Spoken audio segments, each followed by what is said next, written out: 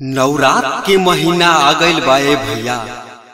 एह महीना के पावन बेला में एगो भक्त माई के दरबार में जाके अपन मन के बात कहता। आ कैसे कहता आ कौना भाव में कहता, आई गायक सुबोध ठाकुर के सुमधुर स्वर में सुनी। बोला बोला थावे वाली मैया की जय जय माँ, जय जय माँ।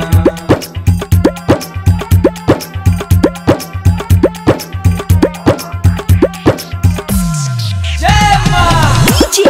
लाल बाबू, लाल बाबू, ललकी चुनरिया एहो मैया तोहरे ललैनी हो, भवानी मैया तोहरे ललैनी हो। एहो मैया देह तुझे दर्शनवा एक बार जिंदगिया हमरो सवरिए नु जइते हो। एहो मैया देह तुझे दर्शनवा एक बार जिंदगिया हमरो सवरिए नु जइते हो। ललकी चुनरिया अरे सेवक मना मोरा भावे रे, अरे सेवक मना मोरा भावे रे। अरे सेवक साहजा मन से आवे जे दुआर जिंदगिया ओकरो सवरिए नु जाला रे। अरे सेवक साहजा मन से आवे जे दुआर जिंदगिया ओकरो सवरिए नु जाला रे।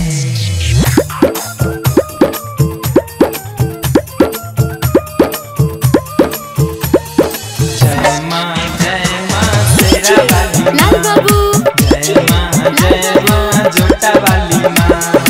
समस्तीपुर, समस्तीपुर, जय माँ। राहुल के फुलवा एहो मैया तोहरे ललैनी हो, भवानी मैया तोहरे ललैनी हो। एहो मैया नेहवा ताजे कर तू शोभिकार जिंदगिया हमर सवरिए नु जइते हो। एहो मैया नेहवा ताजे कर तू शोभिकार जिंदगिया हमरो सवरिए नु जइते हो। राहुल के फुलवा अरे सेवक मना मोरा भावे रे, अरे सेवक मना मोरा भावे रे। अरे सेवक साहजा मन से चढ़ावे जे दुआर जिंदगिया ओकरो सवरिए नु जाला रे।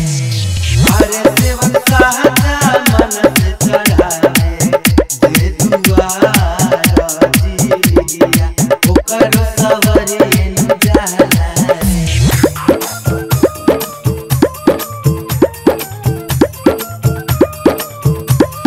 जय माँ शेरा वाली जोटा वाली लाल माँ। बाबू, जय माँ शेरा वाली जोटा वाली माँ। समस्तीपुर, समस्तीपुर, जय माँ। दुनिया के डरिया एहो मैया झुलुआ लगवनी हो, भवानी मैया झुलुआ लगैनी हो।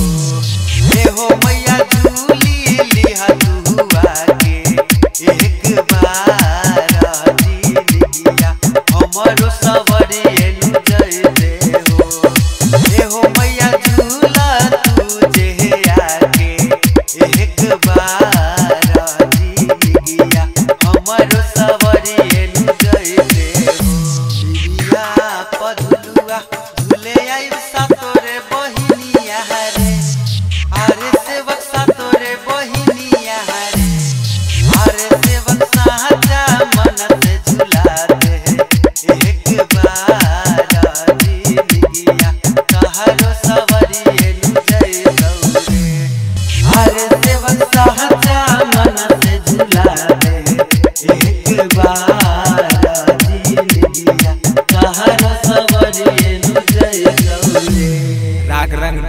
Recording studio Samastipur.